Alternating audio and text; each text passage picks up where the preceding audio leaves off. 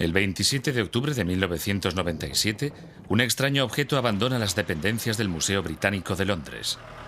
Bajo estrecha vigilancia, se abre paso entre el tráfico y cruza la ciudad. Para la gente que pasa, no hay nada que se salga de lo común. Pero algo está sucediendo. Una momia egipcia va a hacerse una revisión en un hospital cercano, aunque no es una revisión rutinaria. El sarcófago nunca ha sido abierto. Ahora, a su ocupante se le practicará una autopsia por primera vez en 2000 años.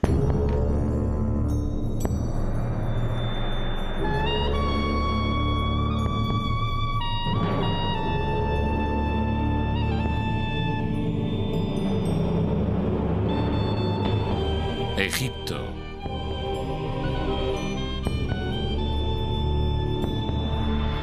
Después de la muerte.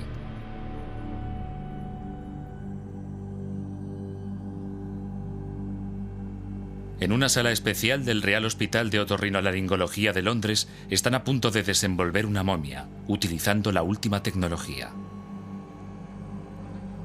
El paciente es un joven llamado Artemidoro. Parece romano, pero su sarcófago es egipcio. Vivió durante el siglo II después de nuestra era, durante la dominación romana de Egipto.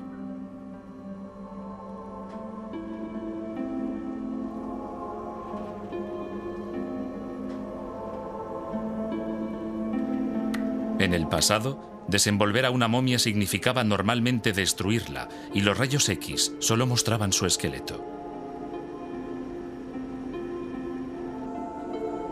Pero la técnica conocida como tomografía axial computerizada, un TAC, es inocua. Atraviesa el cuerpo utilizando una radiación de alta sensibilidad que lo muestra todo, desde los huesos y los dientes hasta los tejidos blandos.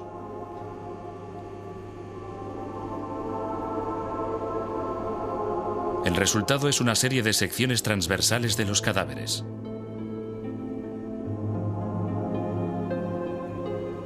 Hoy, Joyce Feiler, una experta en restos humanos del Museo Británico, hará la primera observación del joven llamado Artemidoro. Aquí tenemos una imagen de la momia. Vemos el torso y aquí el cráneo. Aquí tenemos una sección transversal, un corte que cruza esta parte del cráneo. Alrededor del cráneo hay una gran cantidad de la tela utilizada para vendar el cuerpo. Aquí está el cráneo. Esto es la nariz, la zona frontal del cráneo. Y aquí está la parte anterior del cráneo. Aquí puede verse claramente cómo extrajeron el cerebro. Pero lo más interesante de este cráneo son las fracturas que pueden verse aquí, en la parte trasera. Cuando se reúnen los tags y se colorean por ordenador, los rayos X bidimensionales se convierten en sorprendentes imágenes tridimensionales que revelan detalles nunca vistos.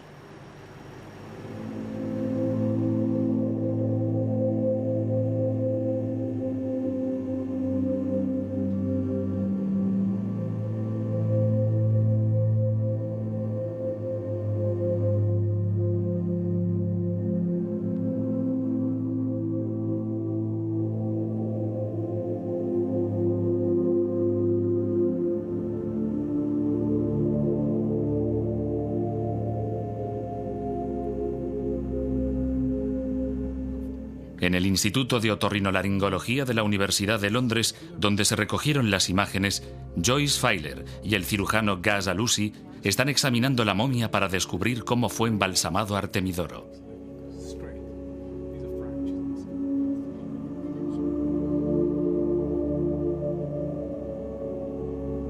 Una primera inspección del cuerpo desvela un secreto sorprendente. El sarcófago puede que sea exquisito, pero la momia es un desastre. Muchos de sus huesos están aplastados o dislocados y tiene la columna desviada. Al mirar el pecho desde arriba, puede verse que aplastaron las costillas hacia adentro y no dejaron espacio para los órganos, que supongo que ya habrían extraído. Las piernas y pies están torcidos, lo que hace pensar que su cuerpo fue maltratado, un trabajo sucio que los embalsamadores nunca pensaron que pudiera salir a la luz del día. Aquí puede verse claramente la nariz y parece que fue por aquí por donde introdujeron el rollo de vendas. Sí, pero hay algo muy interesante. Recuerdo alguna de las otras momias que hemos estudiado. Tenían un rollo de vendas en el cráneo, pero esta no. Lo que significa que no había una manera establecida de hacerlo, ¿no? Siempre pasaban por la nariz hasta llegar a la base del cráneo y después a través de los senos y hasta el cerebro. Me parece que fue así como extrajeron el cerebro porque aquí dañaron una parte del cráneo. Artemidoro fue uno de los últimos egipcios momificados. En el siglo III después de nuestra era, la expansión del cristianismo puso fin a esta antigua práctica desarrollada durante 3000 años. Irónicamente, el arte de conservar los cuerpos se consideraba sagrado, y los egipcios no dejaron constancia escrita de su práctica. El único relato sobre esta técnica procede del historiador griego Heródoto, que visitó Egipto en el año 450 antes de nuestra era.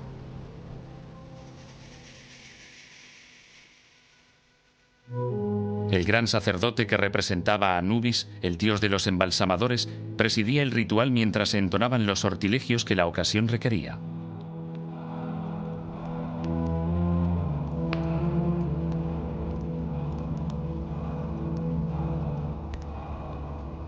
El primer paso era la preparación de las especias, las resinas y los aceites. Después se retiraba el cerebro. Se extraía a través de las ventanas de la nariz con un garfio de metal.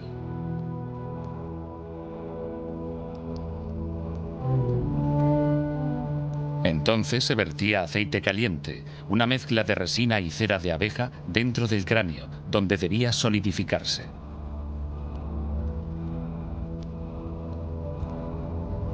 Después se realizaba una incisión en el abdomen para extraer los pulmones, el hígado, el estómago y los intestinos. En este paso resultaba fundamental actuar rápidamente, ya que, a causa de su alto contenido de agua, los órganos internos son las primeras partes del cuerpo que se descomponen. Los órganos se momificaban por separado. Una vez desecados, eran escrupulosamente lavados y ungidos con aceite y resina. Seguidamente se envolvían en lino y se colocaban en uno de los 4 vasos canopos rituales con inscripciones dedicadas a los dioses, los 4 hijos de Horus, pidiendo su protección.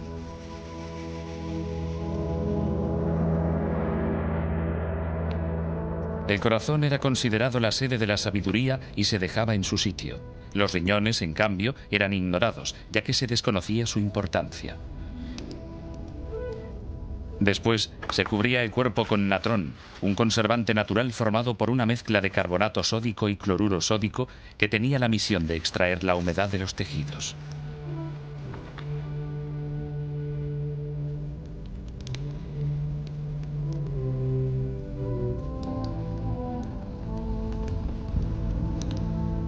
Pasados 40 días, se eliminaba el natrón, se ungía el cuerpo con aceite y se rellenaba de tela para conservar la forma.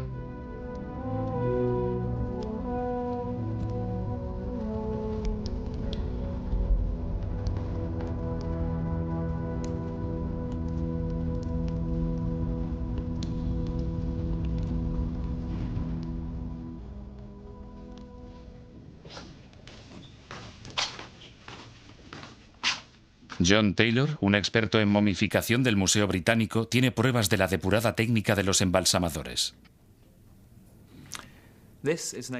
Aquí tenemos un ejemplo de embalsamamiento egipcio de lo más sofisticado. El cuerpo de esta anciana fue preparado a conciencia y hay varias razones para afirmarlo. El pelo está muy bien conservado. Debía ser gris o blanco, pero ahora tiene un color rojizo a causa de la resina con que se cubrió todo el cuerpo.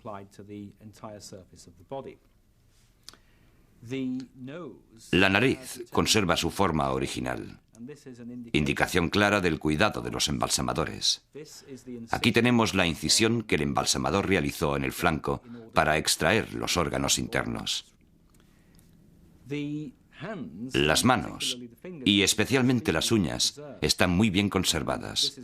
Otro indicio de lo sofisticado de las técnicas que se emplearon para embalsamar a esta mujer.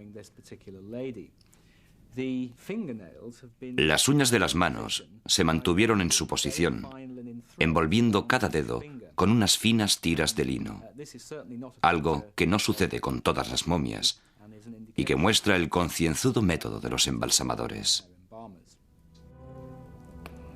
Al egipcio medio, la momificación le suponía 2 meses de sueldo y 2 meses más para pagar la máscara. Pero era un gasto que valía la pena.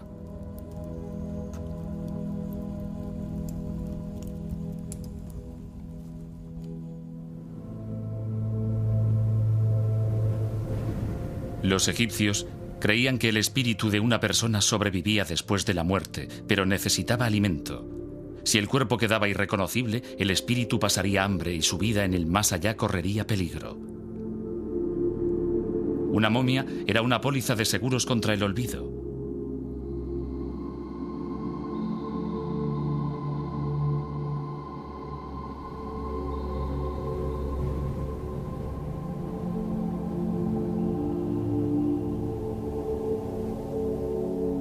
Ya en el año 4000 antes de nuestra era, los muertos egipcios eran enterrados en tumbas poco profundas en el desierto. La arena caliente y seca eliminaba de manera natural la humedad y evitaba la multiplicación de las bacterias y la descomposición.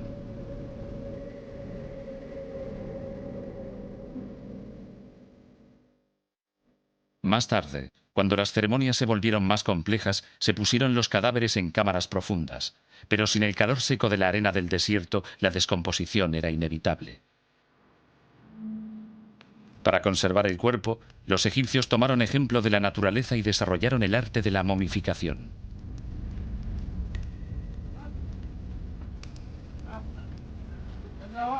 En 1997, un equipo de arqueólogos dirigido por René Friedman de la Universidad de Berkeley, en California, estaban explorando un cementerio en Hieracómpolis, la antigua capital del Alto Egipto, cuando encontraron algunas tumbas que habían sufrido pocos daños. Aunque la mayoría habían sido saqueadas en la antigüedad, los restos todavía se encontraban en bastante buen estado. El cuerpo de una mujer adulta, de entre 20 y 35 años de edad, estaba aún cubierto por una estera y rodeado de 7 vasijas con ofrendas de alimentos. Murió alrededor del año 3500 antes de nuestra era, y su cabeza, manos y brazos habían sido envueltos en estrechas tiras de lino. Hasta aquel momento, la momia artificialmente conservada más antigua databa del año 2950 antes de nuestra era. Pero el descubrimiento de resina en la piel y la tela de algunos de los cuerpos de Hieracómpolis sugiere que los egipcios estaban experimentando con el arte de la momificación unos 500 años antes de lo que se pensaba.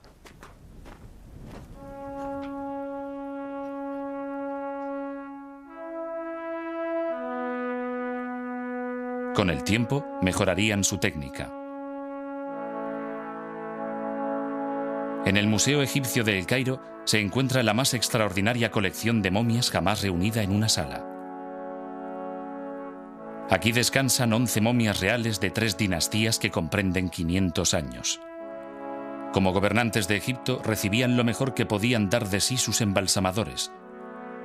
Incluso después de muerto, Tutmosis IV parece un rey. Sus brazos están cuidadosamente cruzados sobre el pecho y sus dedos doblados como si sostuvieran un cetro real. Setos I tiene unos 3000 años de edad. A pesar de tener el cuello roto, la cara parece aún muy vívida y serena. También conserva la imagen majestuosa que correspondía a un hombre de su poder. Su hijo, Rameses el Grande, tuvo un centenar de hijos y reinó durante 67 años, pero su cuerpo revela el tormento de una dentadura gastada y con abscesos, y de una dolorosa cojera causada por artritis en la cadera.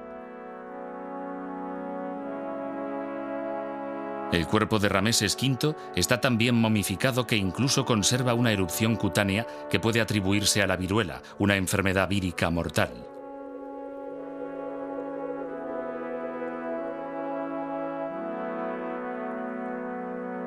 El cuerpo del rey más famoso de Egipto, Tutankamón, aún está en su tumba preservado dentro de un sarcófago de oro. El estudio de su momia, en los años 70, reveló que su cabeza no estaba demasiado bien conservada, y un examen de su cráneo con rayos X despertó un vivo debate. Algunos egiptólogos sospechan que sufrió un golpe en la parte trasera de la cabeza y que podría haber sido asesinado. Robert Connolly, de la Universidad de Liverpool, realizó los primeros estudios de Tutankamón con rayos X. Lo primero que se pensó fue que tenía una herida o un desgaste del hueso en la parte posterior de la cabeza, tal vez debido a un golpe. En esta radiografía no se ve nada parecido. No hay ninguna prueba, ninguna base real para pensar en un golpe en la parte posterior de la cabeza. Otros sugirieron que podía haber una herida aquí, alrededor de la oreja. La imagen del cráneo es perfectamente normal. El único fragmento de hueso fuera de su lugar está aquí. Y sabemos perfectamente de dónde procede. Procede de una placa ósea de aquí, que separa la nariz de la cavidad craneal. Durante la momificación, cuando extraían el cerebro, lo hacían fracturando este hueso a través de la nariz y extrayendo el cerebro por el agujero. Este fragmento de hueso, pues, debe estar aquí. Es la única anormalidad. En esta radiografía no hay nada que pueda sugerir la causa de la muerte. Sin embargo, en el caso de Artemidoro, las pruebas de violencia son más evidentes.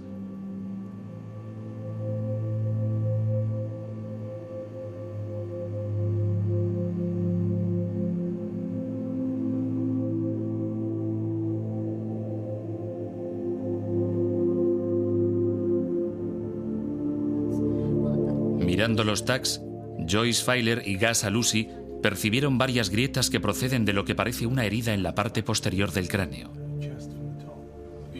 Se ven unas claras líneas geométricas y, observando la parte posterior de la cabeza, puede verse que son diferentes de las suturas normales que se encuentran en el interior del cráneo. Y son unas líneas un poco onduladas, bastante normales. No se observa ninguna señal de cicatrización. Parecen casi recién hechas, por decirlo así. Es verdad. ¿Tú qué crees? Debió de suceder poco antes del momento de la muerte. Incluso podría haber sido su causa. Aunque, a juzgar por los daños en el resto de la columna y en los pies, también podría haberse producido en el proceso de embalsamamiento. Aunque si hubieran sido los embalsamadores, probablemente habría un daño mucho mayor. Una fuerza brutal. Y un daño brutal. Podría haber sido un golpe en la cabeza con un objeto muy pesado. Es arriesgado hacer conjeturas. El proverbial objeto contundente, sí. Aunque la momia fuera dañada durante el embalsamamiento, al vendarla ocultaron muchos defectos. Las vendas eran de lino cortado en tiras de anchuras diferentes. Algunas tiras fueron tejidas especialmente, otras procedían de materiales utilizados en rituales y algunas eran prendas del hogar, como vestidos y sábanas. Estos son muy interesantes, porque a partir de los vendajes de esta momia podemos decir a qué tipo de pieza correspondía cada tela. Los bordes azules de esta pieza son parecidos a los bordes decorativos que se encuentran en muchas prendas egipcias. En este trozo volvemos a encontrar un borde estrecho y también un fleco bastante grande. Podría formar parte de un vestido o de una sábana. Y aquí tenemos una muestra de sábana completa, que era el tejido que más utilizaban los embalsamadores.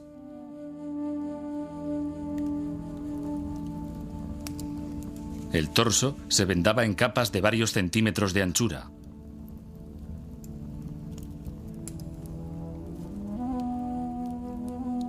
El proceso se prolongaba durante más de 2 semanas y era necesario mucho material. Los vendajes de una momia alcanzaban una longitud de 800 metros.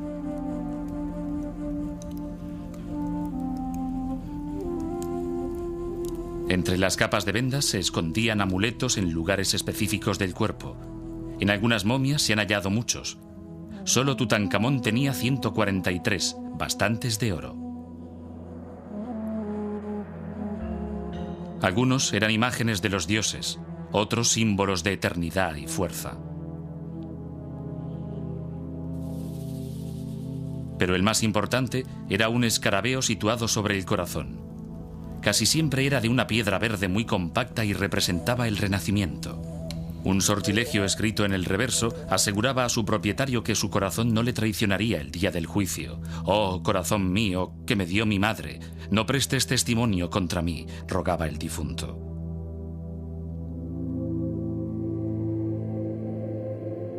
La importancia del corazón queda vívidamente ilustrada en el Libro de los Muertos, una serie de sortilegios que los egipcios se llevaban a la tumba para que les ayudaran a superar los obstáculos en el día del juicio.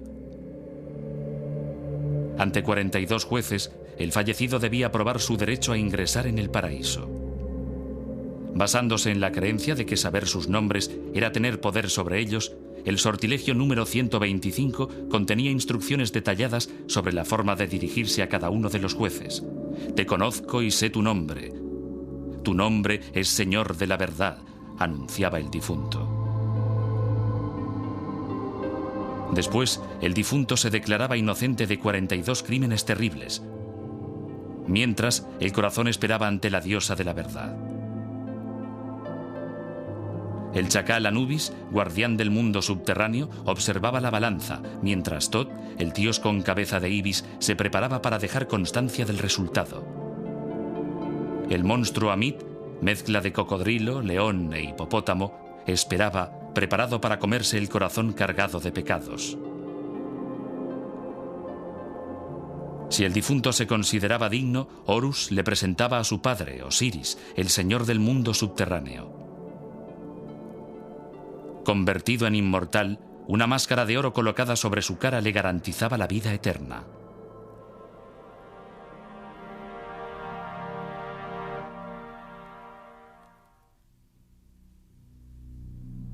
La palabra momia procede del término árabe mumia, que se aplicaba a una sustancia negra, parecida a la brea, conocida como betún. El betún se encontraba en el cercano oriente y se creía que tenía poderes curativos. Cuando los árabes vieron las primeras momias egipcias, ennegrecidas por el aceite de embalsamar, pensaron que habían encontrado un sustituto del betún y las molieron para utilizarlas como medicamentos. Pero fue como consecuencia de la desafortunada expedición de Napoleón a Egipto en 1798 que se despertó la pasión por todo lo egipcio, especialmente las momias. Atraído por el lucrativo mercado de objetos egipcios, un aventurero italiano, Giovanni Battista Belzoni, quiso hacer fortuna excavando monumentos y tumbas. En un relato que publicó sobre sus descubrimientos, destacó la enorme cantidad de cadáveres que había en las tumbas que circundaban la antigua ciudad de Tebas. A cada paso que daba aplastaba alguna momia. Así fui pasando de un sótano a otro, todos llenos de momias amontonadas en diferentes posiciones, algunas de pie, otras acostadas y otras boca abajo.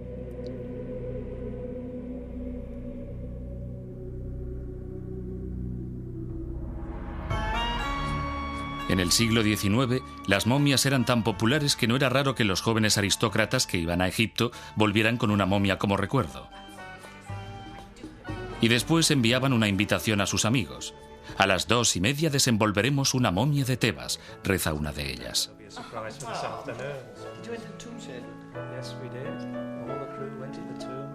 Después de una buena comida llegaba el gran momento de la tarde. La momia era desenvuelta.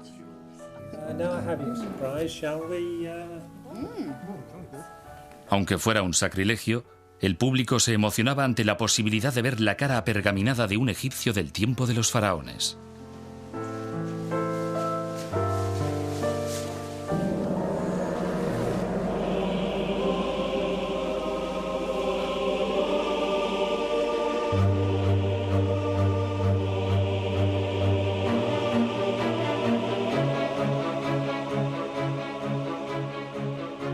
Durante la Revolución Industrial, los americanos fueron aún menos sentimentales y mucho más prácticos en lo que a momias se refiere. Un emprendedor empresario de Maine, Augustus Stanwood, utilizó las vendas de las momias para obtener papel en un momento en que en Estados Unidos había escasez de trapos viejos. Stanwood pudo importar toneladas de momias por menos de 6 centavos el kilo, a mitad de precio que los trapos viejos. A causa de los aceites con que estaba untada la tela, el papel salía de color marrón y solo se utilizaba para envolver carne. Pararon la producción cuando se declaró una epidemia de cólera que se cobró como víctimas los recogedores y cortadores de la papelera de Stanwood. Algunos consideraron este brote como la maldición de los muertos, pero aún hoy perdura la tradición de emplear papel de estraza en los mercados de carne. Tal vez la explotación más vergonzosa del legado egipcio fue la utilización de momias como leña. En su obra Los inocentes en el extranjero, Mark Twain explica que había visto fogoneros tirando momias en el horno de un motor a vapor mientras un maquinista gritaba: «Estos malditos plebeyos no valen nada, quemad un rey».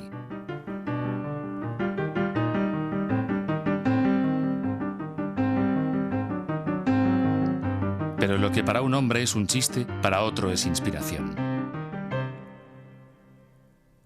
Un médico británico llamado Augustus Granville empezó su trayectoria profesional especializándose en enfermedades de mujeres y niños. Pensó entonces que las momias podrían ser una fuente de información médica de gran valor si se sometían a un examen científico. Realizó la primera autopsia real de un egipcio de la antigüedad a una momia que le regalaron en 1821. Pudo determinar que el paciente, una mujer, murió a los 50 años, presumiblemente de un cáncer de ovarios, el caso más antiguo que se conoce. Siguiendo a Granville, los egiptólogos se interesaron cada vez más por el valor científico de las momias. Hoy en día, las momias egipcias siguen contribuyendo a la ciencia médica de una forma que años atrás nadie hubiera podido imaginar.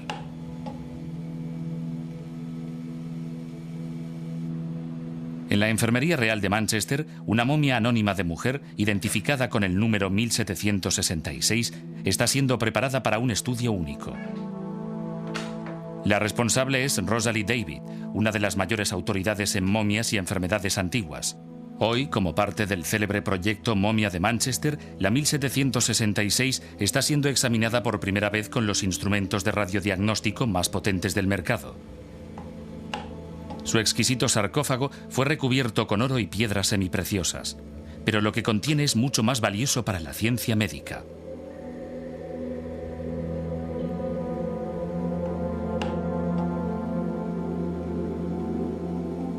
Utilizando una técnica llamada endoscopia, se inserta una pequeña cámara en la momia a través de una abertura en los vendajes y se sigue su avance mediante un monitor de vídeo.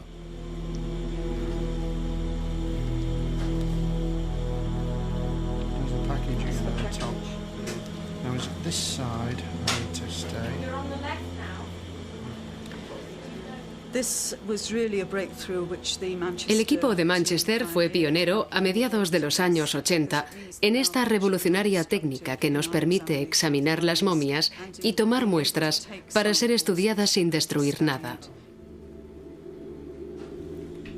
Para evitar la contaminación de los materiales de relleno y la polución ambiental acumulada a lo largo de los siglos, las muestras de tejido se toman del interior del cuerpo.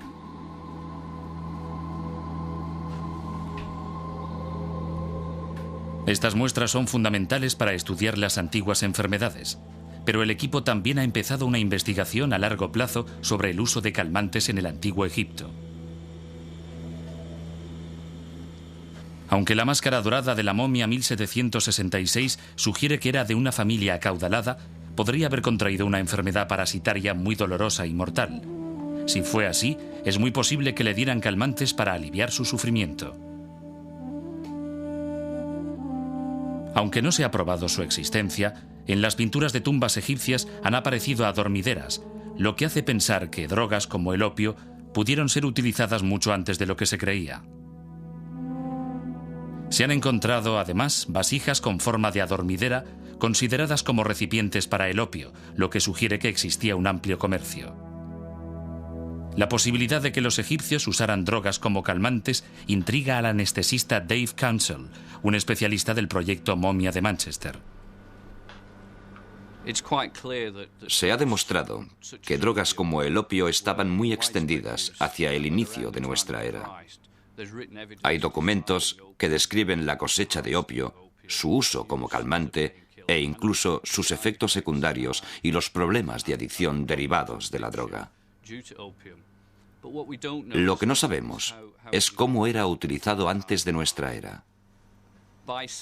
Tomando muestras de restos humanos de varios periodos históricos, esperamos poder averiguar cuándo empezaron a emplearse estas drogas y, quizás, hacer remontar su historia hasta el año 3000 o incluso antes. La ingestión de drogas deja huellas químicas en el cuerpo. Para hallarlas, la muestra de tejido se reduce a un líquido y después a un gas que se analiza en un espectrómetro con el fin de determinar su composición química.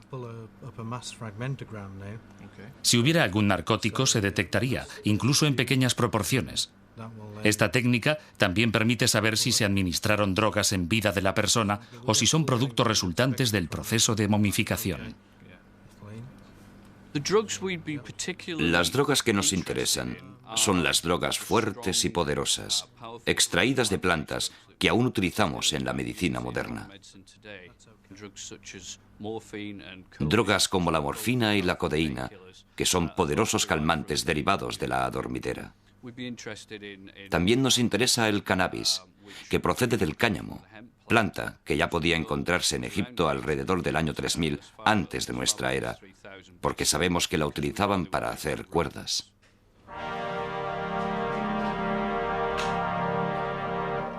Aunque aún no se ha llegado a ninguna conclusión sobre el uso de drogas en la antigüedad, las momias entrarán pronto en otro interesante reino de la ciencia.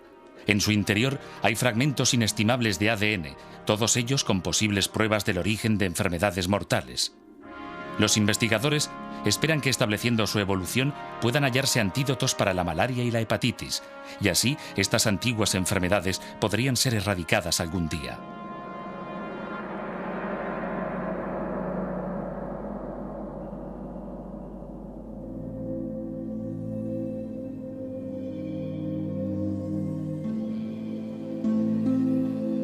La preparación de una momia solo era el primer paso en la búsqueda de la eternidad.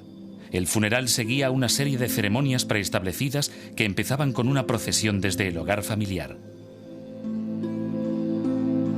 Para una auténtica despedida, se contrataban plañideras profesionales que, cubiertas de polvo, se tiraban de los pelos y la ropa. Después seguían los sirvientes que llevaban las posesiones del difunto. Hasta este momento, el cuerpo era considerado una cáscara vacía. Para que recuperara sus sentidos y fuera devuelto a la vida, el ritual más importante era la ceremonia de apertura de la boca. Un papiro del Museo Británico muestra a un sacerdote con la máscara de Anubis que sostiene una momia. Las vasijas representaban la pureza. La azuela se utilizaba para tocar ojos, orejas, boca y nariz de la momia. Abrían simbólicamente cada uno de los sentidos y devolvían la vida al cuerpo. Finalmente, se colocaba el sarcófago en la cámara del sepulcro y se sellaba la tumba.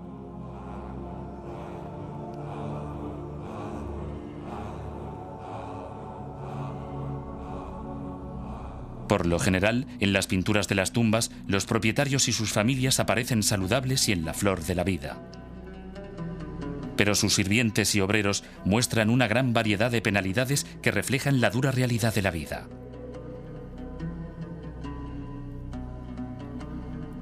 Durante 3 años, Margaret Judd, de la Sociedad de Investigación Arqueológica del Sudán, ha estado estudiando un cementerio al norte del Sudán para descubrir cómo vivían en realidad aquellas personas. Hasta el momento, ha excavado varias sepulturas situadas cerca de una de las rutas comerciales que unía Egipto con África Central. Sus huesos y dientes confirman que la vida de un comerciante no solía ser fácil. Esta momia pertenece a un joven de unos 25 años. Puede verse que sus dientes están desgastados debido a alguna práctica cultural. Podría ser a causa de la dieta o el uso alternativo de los dientes como herramienta. En estos casos hay pocas caries, pero este tiene un ligero absceso en la mandíbula inferior izquierda. Parte del problema era la arena. En el desierto, la arena se metía por todas partes, incluso en el alimento más común, el pan. La presencia continuada de arena en la dieta podía acabar con los dientes más fuertes en poco tiempo, pero los dientes no eran su único problema. Este individuo también tenía un par de fracturas. Hay una fractura en mitad del cúbito y el radio que podría deberse a un golpe. El cúbito no se soldó bien, pero el radio sí. También hay una fractura en la parte inferior de la pierna, en la tibia y el peroné izquierdos. La fractura se soldó antes de que los huesos se pusieran en su sitio, aunque al no ser el peroné necesario para caminar, seguramente no tenía ningún problema para moverse.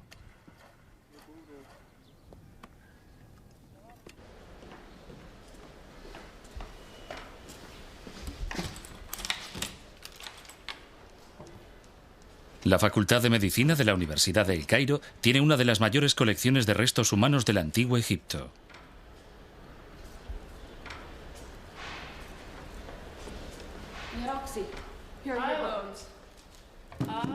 Roxy Walker, de la Fundación de Bioantropología, ha examinado los esqueletos de dos mujeres, una plebeya y una reina. Con solo mirar sus huesos puede decir quién es quién. Hace 4000 años, esta mujer joven vivía y andaba por las orillas del Nilo. Murió cuando aún era relativamente joven, hacia los 20 años. Y tuvo una vida muy dura, lo que podemos deducir por aspectos como el extremo desgaste de sus dientes. Sus vértebras muestran que tuvo una artritis temprana.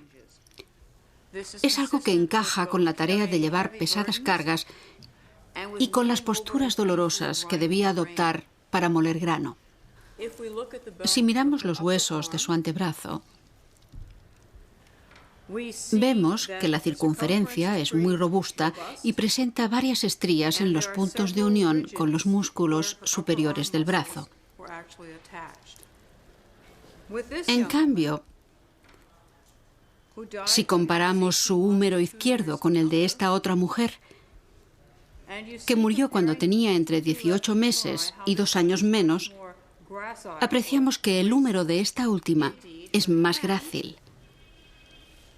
Su mano es más delgada, más refinada, con uñas bellamente pintadas de rojo con aleña.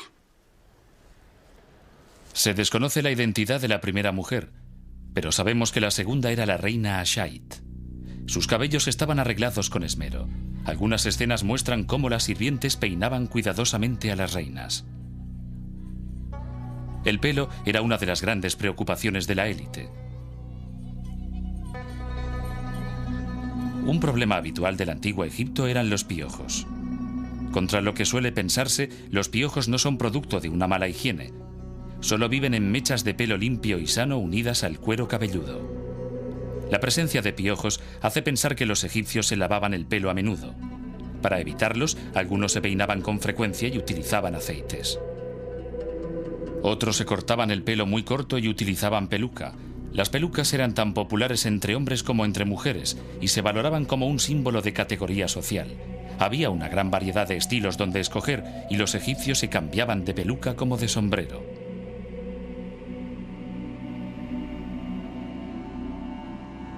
Una de las más elaboradas era un tipo de peluca doble con 2 secciones separadas, ondas o rizos en la parte superior y trenzas a la altura de los hombros.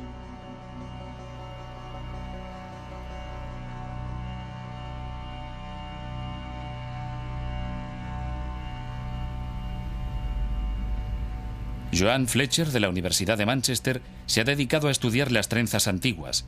Ha averiguado que, en lo referente al pelo, los egipcios tenían una obsesión por el estilo. Estos son seguramente los restos de pelo más maravillosos de toda la civilización egipcia.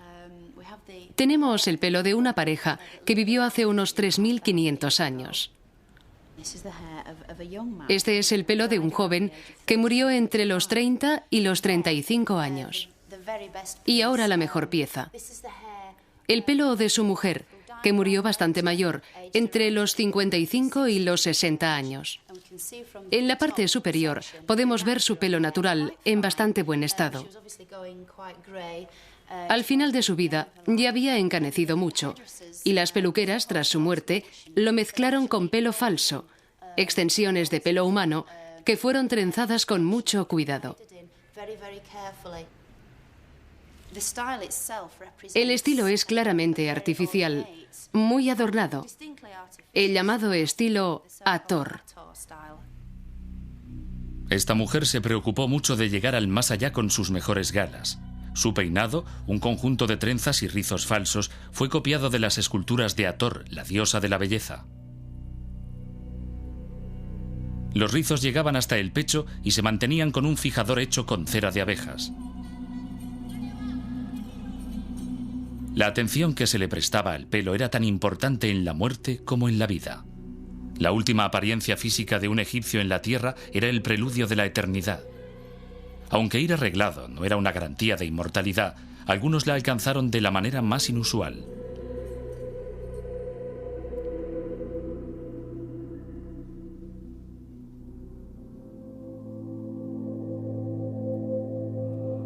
Hoy, una de las posesiones más preciadas del Museo Británico, la momia de Artemidoro, de hace 2000 años, regresa a la vida.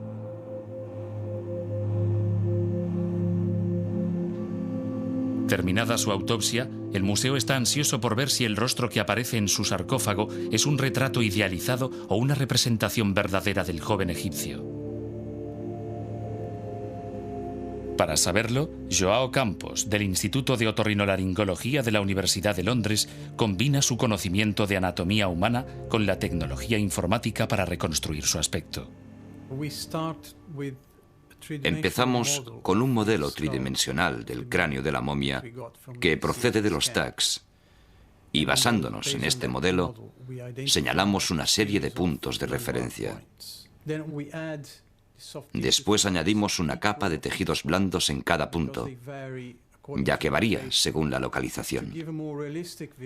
Para conseguir una imagen más realista, superponemos el retrato del sarcófago de la momia a la cara reconstruida, con el fin de conseguir la textura real de los ojos, de las cejas, de los labios y de la piel. Y el resultado obtenido es una imagen muy realista de la cara.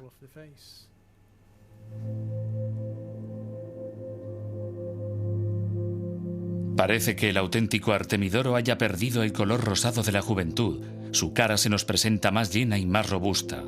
Es evidente que el artista creyó que podía mejorar su imagen.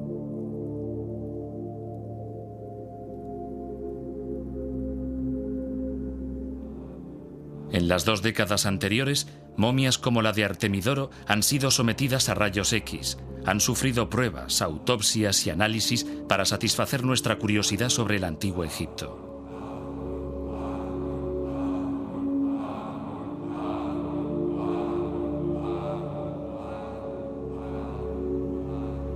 Actualmente, en un giro radical, los médicos piden ayuda a las antiguas momias para ahorrar tiempo y salvar vidas.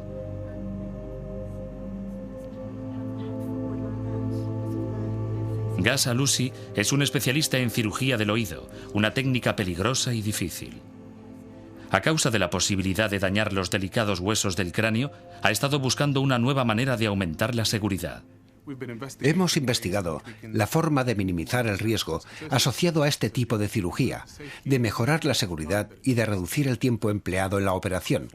Para conseguirlo, hemos estudiado muchos métodos, y uno de ellos es la aplicación de la realidad virtual en la cirugía. Se entra en el reino de la realidad virtual a través de una imagen gráfica tridimensional del cráneo de una momia.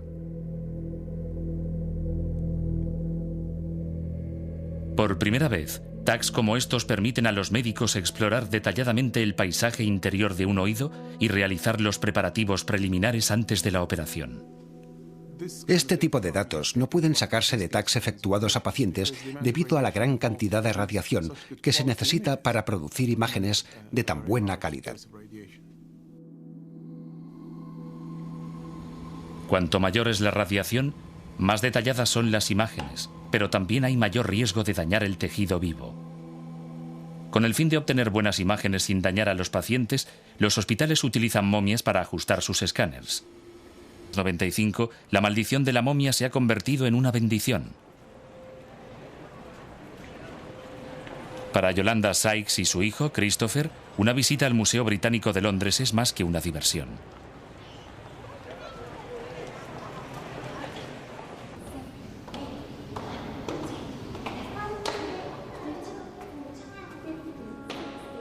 Aunque él aún no lo sabe, Christopher se encontrará cara a cara con una vieja amiga.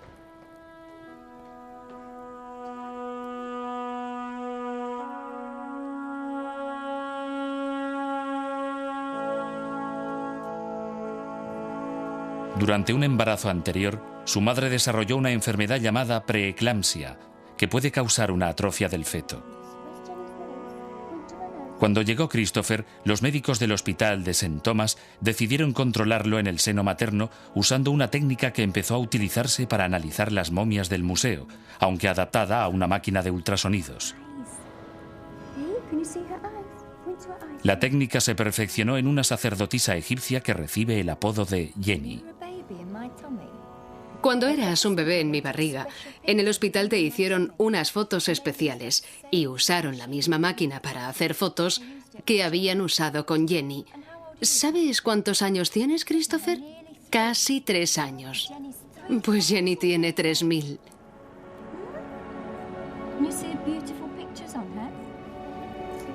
Christopher está sano y es feliz gracias a Jenny, la momia que llegó del pasado para compartir el don de la vida.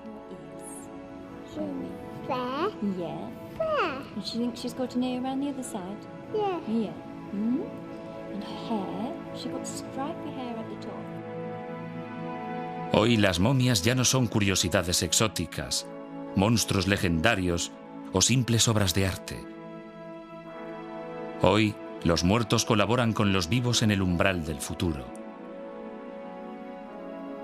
Para un egipcio de la antigüedad que buscaba la inmortalidad, ¿qué puede haber mejor?